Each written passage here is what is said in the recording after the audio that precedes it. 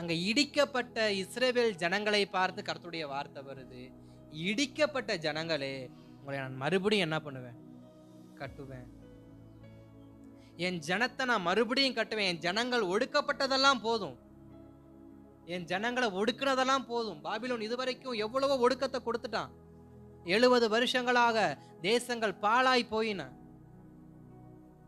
கோட்டான் குஞ்சுகளும் பாம்புகளும் வலு சர்ப்பங்களும் வௌவால்களும் தங்குகிற இடமாக தேவ ஜனங்களின் வீடுகள் மாறியது. இன்றைக்கும் சில வீடுகள் அப்படிதான் இருக்கு. உண்மைதானே? சில வீடுகள் அப்படித்தான் இருக்கு. வீடு வீடு மாதிரி இருக்காது. அது பாம்பு, தேளு, பூராம், பள்ளி இப்படிப்பட்ட ஜந்துக்கள் வாழக்கூடியதான வீடுகளா என்ன பண்ணுது? இருக்கு. காரணம் என்ன?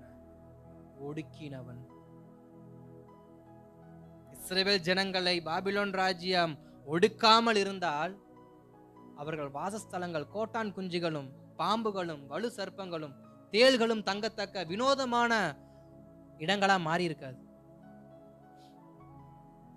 ஆனா அப்படிப்பட்ட ஒரு இடமாய் மாற காரணம் என்ன?